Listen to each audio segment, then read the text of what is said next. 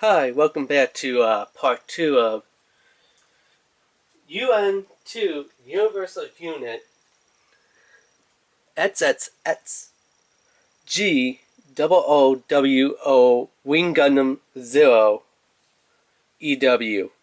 Number 3 in the lineup series. So, this is what you get with it.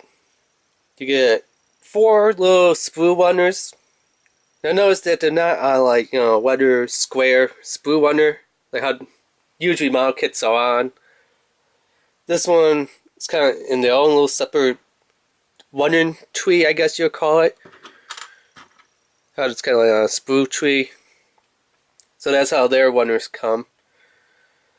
Now, as we saw in part 1 of the video, some of the parts were kind of pre-assembled.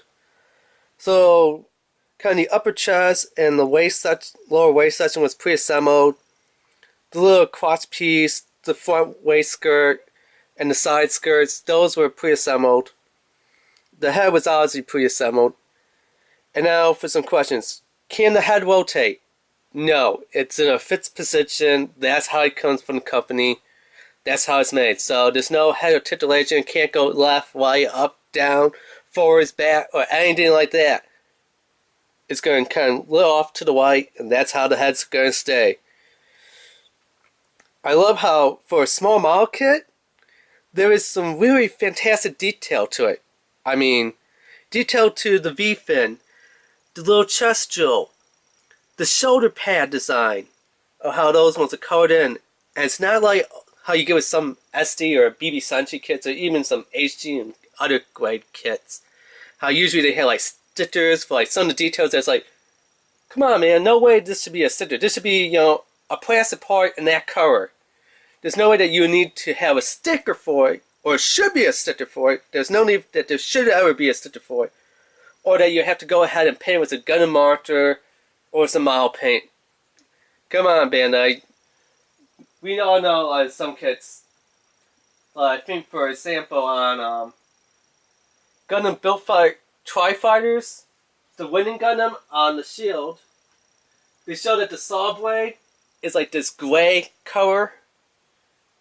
Kind of like close to a metalish gunmetal gray, I guess you would call it. What did they give you instead?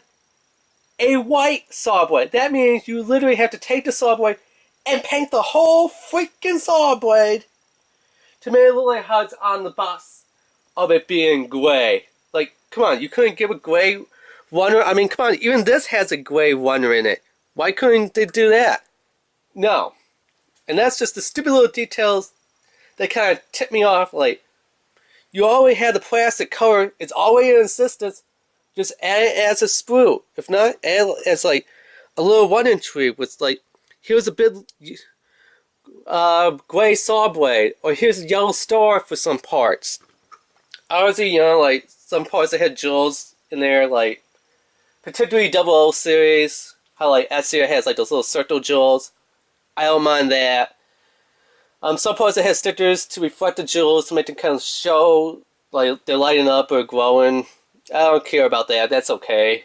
Head stick and camera stickers, those are okay. But I mean, other things, yeah. So I mean, for this, usually for a candy toy, you usually suspect that, oh, there's going to be some stickers in there, lots of stickers, because, paint has to be too small. No stickers at all. Which I think is pretty awesome. I mean, if you do want to paint some parts, there is some parts to paint, like obviously on the Buster rifle here. That, the 2 Buster rifles, obviously we know there should be a little green LED, LCD type of thing for the camera. A little green camera lens. And it's not on there, so yeah, they could have folded a little itty bitty teeny tiny micro sticker in there. Or just paint it. That doesn't bother me. But I mean, everything else, fantastic. I mean, how much detail they went into this, I mean, my god, it is freaking awesome. The detail that they put into this little model kit. And this is Bandai of Japan. This ain't no Bandai of America kit. or any of the other knockoff companies out there. I mean, the eyes are painted, the little chin piece is painted, the shoulder pads are painted. There's a lot of panel line on here. Like, if you like the wings, you could probably panel line the wings if you want to. Panel line the skirts, which I think was supposed to be a little bit of gray in there. I mean, the skirts, the front piece is a little not floppy. Yeah, floppy and flappy. But it does move. The side skirts, they do move. Oop. And stuff. The wings, you can move them around, but I'm not going to try because I kind of like the pose that it's in right now. I mean, look, there's panel line options on the legs and stuff. Even on the feet. Like this right here, on the feet, all that panel line, you know you're never going to see that. You're just going to pretty much have it in a fixed pose, pretty much. Leave it on a table, leave it on a shelf, like this. Like, why would you ever want to lay at the feet? But that's how much thought that they put in it. They're like, come on, it's a little model kit, you know, $7.99. Big deal. No, to Bandai Japan, it is a big deal. I mean, let all that freaking panel line on the feet. They didn't have to do that, and yet they did. Just like how they would do for like 144, 100, master grade, high grade, perfect grade, you know, every single other grade, SD, non-grades, and other things. I guess this would fall under a non-grade if you're saying, what is this ear tube?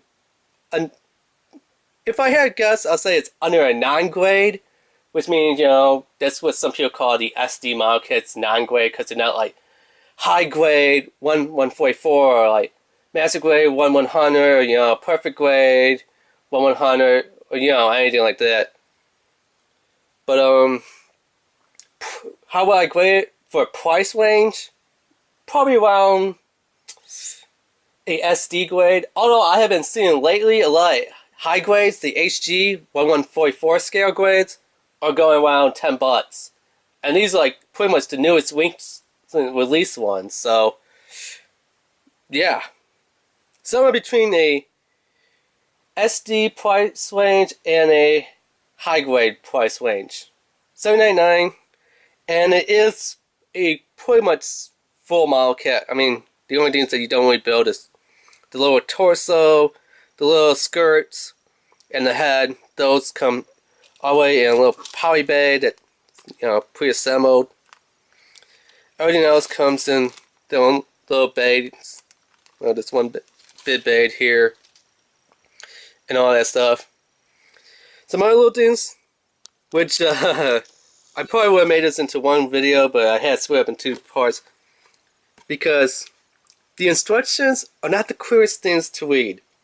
I know what you're saying. A lot of people are going to be saying, they have pictures, man. You don't need to read Japanese. I know that. You know that. But I'm saying they could have made the pictures a little bit clearer. Like here, all they're showing is this piece goes that way. You know, it's a little notch and a little hex piece going straight on one side, notch on another side. The little notch piece is supposed to go towards the back, while the straight piece goes forward. Yeah, but what they don't tell you is that one is for the arm. This other one's for the leg. I was sitting there for like maybe 7-10 minutes saying, why is this piece not fit in? It should fit in. I'm looking at the instructions right here. The flat piece and the notch with the little hex design on the inner circle. It should just pop right into that little arm piece. And then I'm like, oh, it has a little detail line in there. You know, for panel lining. And then I look at this one, I'm like, obviously I know that one's, the arm was going to be smaller than the leg one. But then I look, I'm like, oh, the leg one is a straight flat piece, you know? No panel line. The arm one is the only one that has panel line. Yeah, they could have made it a bit clearer showing that, now, okay, you put this piece on this side, that's for the right one. You put this piece on the left side, that's for the left one. It could show like, hey, look right there, that's for the arm, that's for the leg. Because honestly, both pieces, if you look at them, they look the same, except one's bigger, one's smaller. But it takes like a real good magnifying glass to say, that one actually has a little dividing panel line there. This one doesn't. That's the difference. That's why it wasn't working. I was putting the leg piece on the arm piece. I know a lot of people's gonna be like, dude, you're stupid. No, dude, they should have put it in better instructions. And then the wings was kind of hard to figure out because they're saying, oh yeah, it goes in there, it goes in like that. The joints were kind of tight to put it in. I could look like, wait a minute, was this going on the left wing or the right wing? Because the way how the wing's shaped, but the way how this one's saying that it points outward with this little nub going towards the outer side was not lining up with it. It's like, why is this not lining up right? So I don't know if I lined it up right or I didn't. Whatever it is, it's built and that's the way how I'm doing it. And this step, you can kind of forget this one little part right here where it says put that little side skirt in, well, not the side skirt, I mean the front skirt in, and then put the little cross piece to hold the front skirt in. That little piece, forget about it. It's already pre-done for you. All you really have to do is pop the arms and the legs on and the little wings. And like how this thing here, pull the back pad off, put the wings on the back pad, then put the back pad on there. You don't need to do it. Back pad's already installed. All you need to do is just test the wings to the back pad and you're good to go. Now this one does come with some gimmicks here. Obviously the two beam rifles can combine together. So you can kind of create, you know, Gundam Menace was the kind of somewhat final scene of the Wing Zero before it gets completely destroyed, where it says, William Peacecraft, I am going to fire on this bunker and kill everyone inside the little underground bunker. Are you ready to die? And she's like, sure, go ahead. Stop them.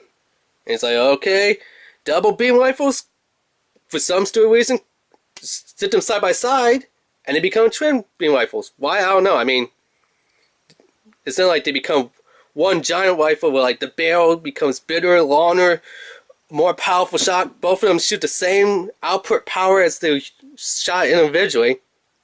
Didn't really make sense, but you can do that, so carefully.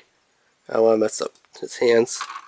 You can pop out the beam rifles. And if you notice, one has a little tab in there, the other one has a little notch. You just kind of work them together ish, and they are the twin beam rifles. Yeah, obviously, like what I'm saying right up here, you could get a little green marker and paint it in so you do have that little cameras on there, because there is a little space for the camera. Not that much, but you could do it to make it look like the camera in there. And one little piece that it comes with that they don't show on the bad box here, all they show is Gundam Wing Zero from the Endless Walk movie has two beam rifles. They didn't really show that, you know, they combine together like how they do right here on the inside. Yeah, I just show you there. Another thing that they don't show you on the bad box is it comes with a green beam saber, which is pretty awesome. So let's see, how can I do this here? Yes, the arms, they do rotate and go in and out. The elbows, they do bend and stuff. The hands are like most Bandai ones, pre-fits and stuff. They don't have any manipulators on them or anything like that. It would be nice if the hands did come painted in gray. I believe that's how it was in the movie, if I'm not sure. Because, I mean, most of the other Gundams, their hands are always gray, pretty much. But, yeah, let's see if I could get... And the beam saber is flat on both sides, so if you're wondering if it's a round beam saber or a flat one, it is flat. So you could kind of recreate what they're kind of going for right here with the two beam rifles in one hand and then the one beam saber in the other hand, kind of like this. Which, I mean, that looks kind of cool too, but I kind of like where it has one beam rifle in each hand. It just looks more towards the movie than this.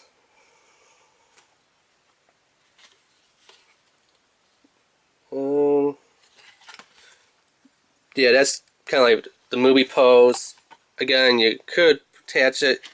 So he could have both beam rifles together and stick it in one hand, or you could try, I don't know how good you can manipulate it, but you could try to get, yikes. Well, at least I guess it's not as bad as some other high-grade kits that we know that lately have been falling apart and had loose floppy joints on there. So I think it could hold the weight. As you can see, it does hold the weight of 2 beam rifles stacked together, but can it actually hold 2 beam rifles in the hand together and kind of make it look like they're stacked together like this? I don't think so, because of the range of the arm. Maybe if the arm had a poly cap and a swing out socket to it, then maybe you can manipulate it where the arms could pull upwards and out, so that the arms could kind of push a little bit more together so it could hold it. Like how we see in the movie where it's holding both guns together and combine double beam buster rifle mode, or whatever you want to call it. So you could do that. You could just toss a gun on the side and have it hold one gun and the beam saber, like I said. So, but I kind of like to do it the other way. Just, how easy is it to split these? Yeah, it's easy if you go from the top. Don't go from the bottom. Can he slide into each other the other way? No, and you know it's one. They do have the same thing on the other side. Let's see if one was different. Nope. So the way how I kind of tell which one's left, which one's right, look for that little tab. The slot goes in the right, the tab goes in the left.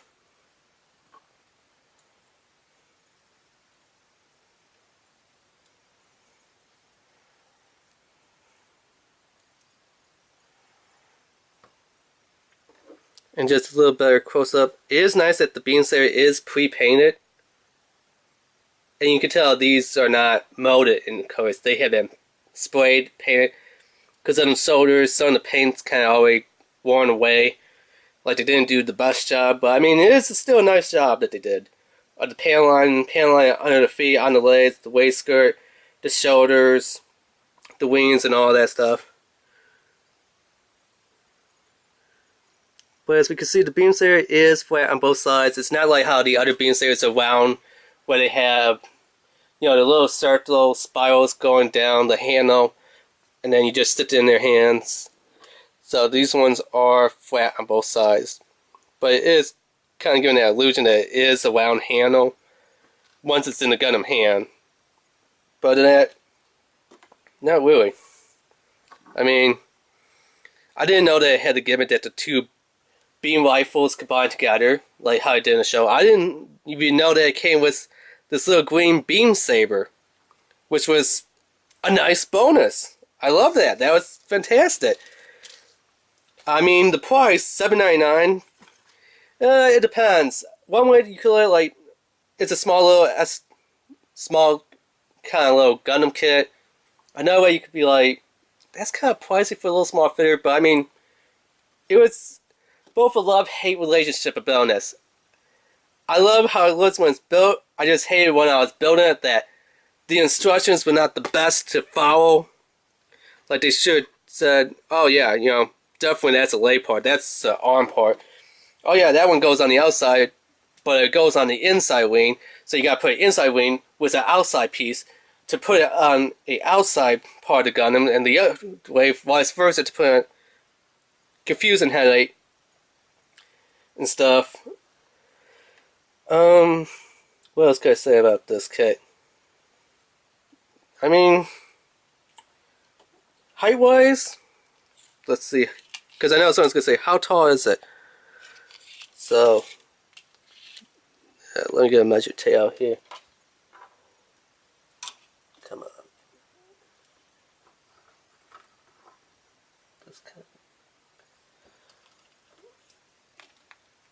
Yeah, come on, this is not the easiest thing to do, but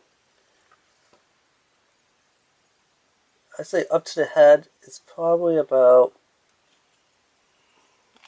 yeah, I wish I had better measuring tape. Ah, come on, baby. Work for me.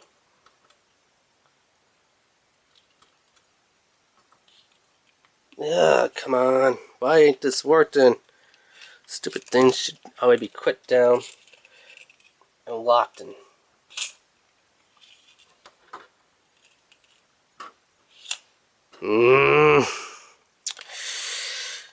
Come on. Stupid thing. I don't know. I'm just gonna call it what I feel is right. If this thing's not going, hopefully I can get this thing to work. The measuring tape's just... It's a little over 3 inches. If we go from the feet to the head. Obviously the wings are gonna bump it up. So how big is the wings gonna get? About maybe 4.5 to 5 inches with the wings. So about 3.5 from head to feet, and for about 4.5 to 5 inches if you count how big the wings are from the feet to the top of the wings. So it's roughly around 5 inches for a little 5-inch action figure class size. I know what some people's going to say, it's not an action figure market, yes, but our size of a scale, it'll be roughly around what they call 5-inch action figure size. So I mean, the things that they could have done better is made the instructions a little bit more clear, so you could say, that's an arm joint, that's a foot joint, this part goes on the inside of the wing, instead of have it not the best instructions. But I mean, the part that pretty much the core, the chest, and the head comes pre-assembled, that's okay, I like that.